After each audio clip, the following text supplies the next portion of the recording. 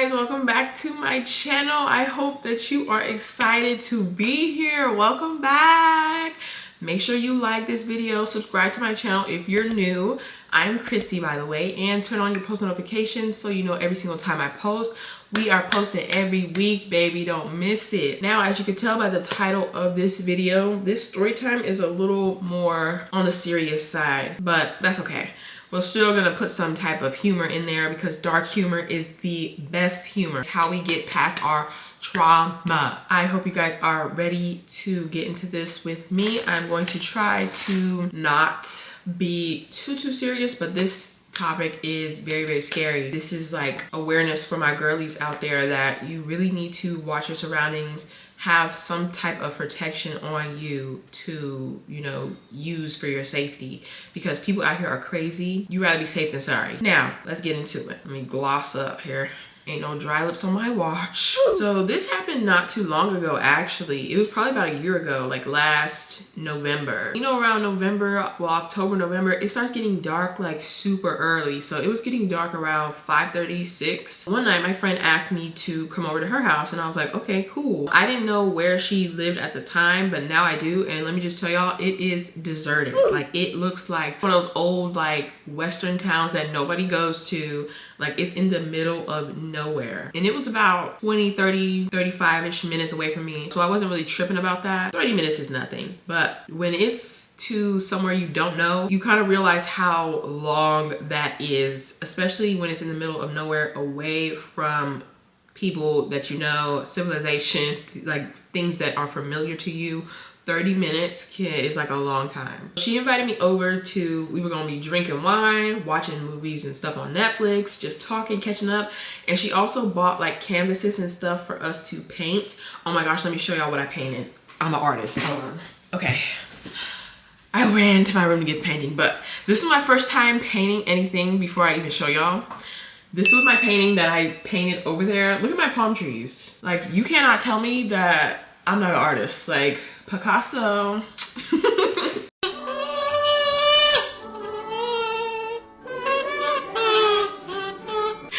But yeah, I painted this that night when I was over there, and I had a good time. And I was put onto a new wine. Y'all, if y'all want to know about it, drop it in the comments because it's a good wine. Like I said, I stayed 30 minutes away from her. She was like, if you end up drinking too much, you can stay the night. Like, it's not that big of a deal. And I was like, okay, cool. Now I don't have to worry about how much I'm drinking because, like, I have somewhere to stay. I don't have to worry about driving, you know, 30 plus minutes away. I'm not a big drinker anyway, but at least I had somewhere to stay if I did want to drink a little extra. I'm not a big drinker, but you know, I'm not gonna lie. When it comes to wine, that's a bit of a different story. Like, I could drink the whole bottle. I will drink the whole bottle on you. So if you talking about sharing, friend, you might want to get you a glass quick because I will drink the whole bottle on you. It was a Friday night, so like I didn't have work. I was off. I didn't work weekends. So I was like, sis, I'm on the way. I'm gonna be off one. Let's go. I am on the way right now. I will text you when I get there. Have the wine out with some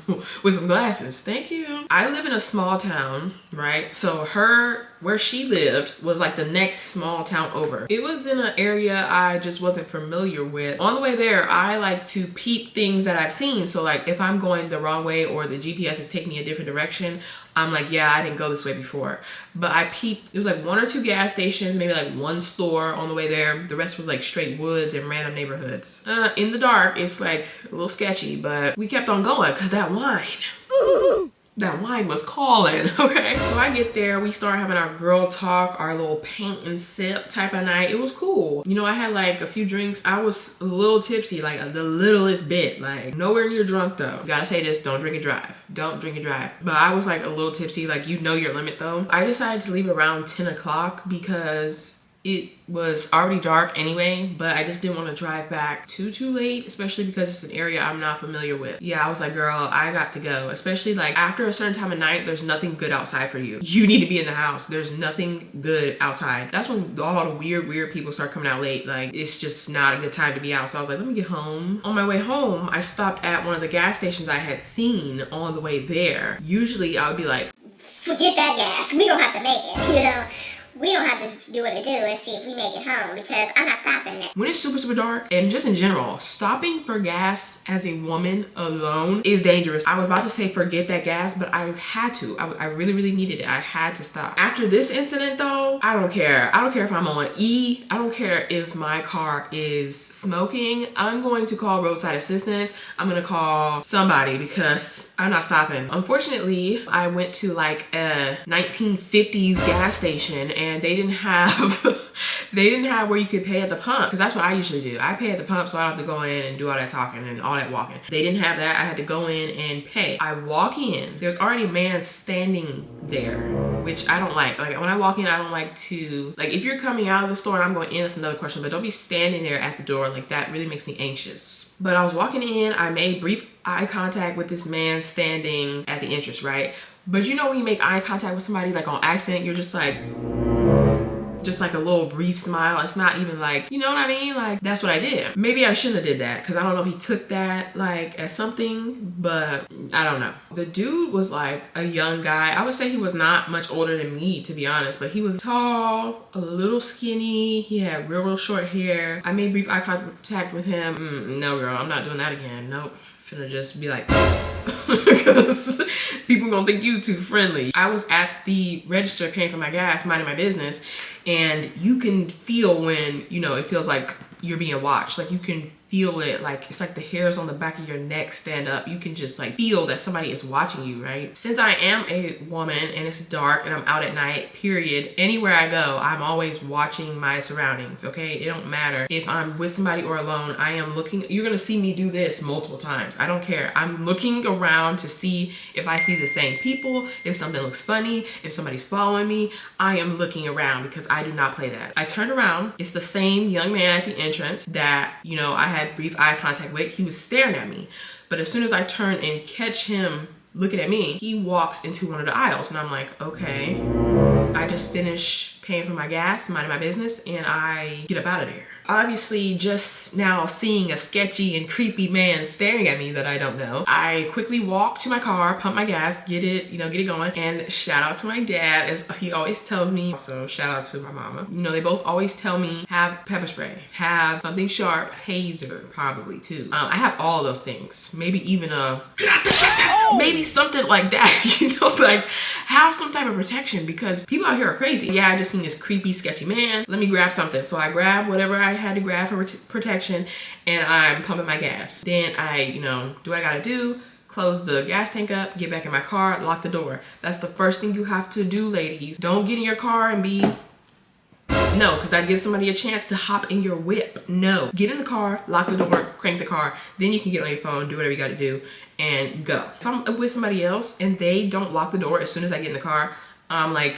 pressing the button, like lock the door, please. Just because we together don't mean nothing. As I am pumping the gas though, before I get in my car, I still feel that feeling like I'm being watched. So I just look back and, you know, I check my surroundings. I glance in the store and it's that same dude just standing there watching me from the inside like this. You need to leave. Tell me that you wouldn't be creeped out by somebody doing that. You watch them do that. They're watching you. You see that they're watching you and they do that. That's real creepy. I immediately got the chills, y'all. Like I knew this man was watching me. Like I have never had something happen like this to me before. I have never felt like this before. It didn't take me long to figure out that this man was watching me for whatever creepy reason he had. After having that wine, I need something to eat, something to drink. Like I didn't have nothing with me, no water, no nothing. So I was like, let me just run back in real quick, come back to my car. So I make sure I have all my protection on me, and then I head back into the store because I'm trying to get in and out as quick as possible. Before I even get out the car, I'm scoping around, making sure this man that is creeping me out is nowhere near my car. I didn't see him in the store, so I was like, okay, let me just make this quick. So I go into the store, I'm looking around, I don't see him out like anywhere. I'm like, okay, cool, but I'm still like watching my surroundings, keeping an eye out for him because he just gives me a very uneasy feeling. Let me tell you this before it gets any deeper into the story. When I tell y'all I tried to call my family, nobody answered the phone. This is not the time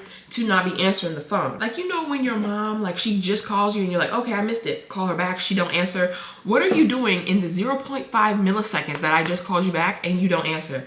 what, like, how are you busy that quick? Wrong time to be doing that. But at this time, like I said, it was late, so I knew they were already asleep. My family goes to sleep super early, so they were already asleep. When I walked in, I didn't see him. But when I was in the aisle getting my stuff, I had quickly glanced and I see him walking past. I was like, okay, I'm gonna try to ignore him, but I'm gonna keep an eye on him also, make sure that I know exactly where he is. So I'm in this aisle, I'm grabbing what I need. I see somebody walking the same aisle as me, so I quickly look, and it was the man that was basically watching me. I knew he was watching me. Like, at this point, there's no denying that. You know, I get like really awkward, so I just like glanced one more time, but this time I didn't. I ended up turning my head. I was like, you know, like this. This man winked at me, and even if it was like trying to flirt or whatever, it was not okay. Like, it was just very off-putting wink. It was like a wink, like, this is how I describe it. It was like he knew that I knew that he was watching me and he didn't care. It was like that kind of wink, like, oh yeah, I'm watching you. So then I try to look down on my phone and just walk out the aisle, and then he's like, out of nowhere,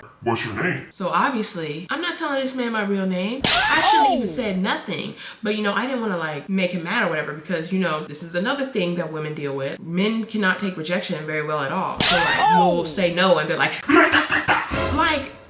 why are you shooting her because she said no? There's like 8 billion people in the world. They call us emotional. Oh, if you got to say a fake name, you got to give them a fake number. Oh my gosh, before I continue, let me just tell y'all, I've always been like thinking in my head, like, what if you just say, here's my number, right? Just to give them a number, and they call it and your phone doesn't ring. And then they're like, so you gave me a fake number. oh my God, you can't get away from it. You can't escape. I don't know. Just give me your real number. I don't know. It ain't worth your life. Just give him the number. Block him. I don't know. When he asked me my name, I'm like stuck, because I did not want this man to talk to me, and I was already like really creeped out. So I just told him my name was Michaela, like the first name that came off my head. He was like, Michaela, give me your number. Let's be friends. He didn't ask. He was not asking. He was demanding it. And he had this very creepy smirk on his face. And I was like, no, thank you. I'm good. That smirk, it was like a smirk smile. It went away, and he had this really serious face for like a couple seconds, and then he tried to like smirk again, kind of like he was trying to gain his composure back, like he was trying not to go off on me. This man has to be bipolar or on drugs or something, because the way that smirk went away so quick and then it came back, that was alarming. You know, he knows he's not getting my number, so he asks where I live. Why are you asking me that? I walk away from the conversation because I'm like, huh? You're asking me where I live? Yeah, the conversation's over. I don't know what else to say to you, right? So I go to where more people in the store are, like the cashier and the manager. I go to where they could see. It was getting a little too uncomfortable for me up in there. I walk away, I look back, and this man is standing there like, he didn't even turn around. Like, oh my gosh, I almost knocked it down. I'm walking around him and he's standing there. He's standing like this, not turning around, not saying anything. I look back at him doing that, and I could tell that there were some type of gears in his brain trying to think of something or trying to think about what to do. I don't know, but it was very like how you see in the scary movies type stuff. I went to stand in line to buy my little snacks and my water. I knew this man was watching me still. Like, I watching my surroundings. The man is watching me from in one of the aisles, right? So I'm telling the cashier and the manager, like, this man is creeping me out. Like, I think that y'all need to keep an eye on him. I don't know if he's usually here, but he's creeping me out. He's approaching people. Like, you need to get this man. Call somebody, do something. I'm just 100% sure that this ain't the first person he done this to. Told the cashier, like, please keep an eye on this man, do something. And she was like, okay, like, yeah, he's here sometimes. I definitely understand how you feel. Yeah, I don't know what exactly they did after that, but I left. As I'm walking out, he basically runs up on me. All I see is something coming towards me, so I'm like, whoa, what the heck are you doing? And he's like, give me your number. More aggressive, more demanding than the last time he asked me, and I said no. I try to ignore it, keep going, because I already said no. I'm like, no, back up. I already told you no. So I'm trying to keep walking out the door. And at this point, I'm panicking, because as I walk out, this man grabs my wrist. So I like get out of it and I turn around and I'm like, what the are you doing? Like, what is wrong with you? Do not touch me. And I have my hand in my pocket, like ready to tase this man, right? I look at his face. He's completely angry, right? And he's like, there's no need to be such a about this. I'm looking at this man. I got my hand in my pocket. I'm like ready to go. And while I'm looking at him, I kind of see in the background that the manager and the cashier, they're calling somebody. At the time, I didn't know if it was the police or not, but I see them calling somebody. At the time, there was no other customers in the store. Like, it was super late. It was just me, that man, and then the manager, the cashier. In the back of my head, immediately, it's like, run. You need to get far away from here as possible, just run. I head out the doors, I'm running to my car. I unlock it with the key. Thank God I don't have to put a key in and actually open the door, because I would have been just like in the movies. I would have been like, and I would have dropped the keys and then I would have been screwed. I was way too panicky, way too anxious, way too scared, way too nervous. As soon as I unlocked the door, opened it, closed it, locked it, this man grabbed the handle and was like yanking it. Lucky he did not yank the handle off. That's how hard he was pulling. So I cranked the car. I don't even try to put my GPS on. I'm just going. I assumed that the cashier was on the line with the police. I just assumed that. And she was on the phone with the police. For me, it was just like, I'm not gonna sit here and wait. I'm going to drive off, because being that we're kind of far out from the city, they're gonna take way too long to get here. Unless there's somebody already nearby, they're gonna take way too long to get here. So I'm already driving off. I just did not, I had to get far away from this area as possible. With absolutely no idea where I was going, because I didn't have my GPS on. I just kind of guessed directions. I just drove as fast as I could. And I don't even know if this man was like, I don't know if he ran to his car to try to like follow me. I just don't know. I was just driving. After it felt like a long time, I don't know how much time had passed, but I was just driving. It was so dark. We were just on this road with woods. I see the police sirens on. One of them happens to stop, and I get out and I'm like, I feel safe enough to get out and talk to this officer, right? So they're like, what's going on? I'm like, there's a man back at that gas station a few miles back that was trying to follow me. Like, he had grabbed my wrist. Like, he ran after my car pulling the handle. Like, he made me feel very, very uncomfortable. And he was saying, oh yeah, we were just on the way to that call. And I was like, yeah, you really need to get somebody on that man, because I don't know if he's still there or what.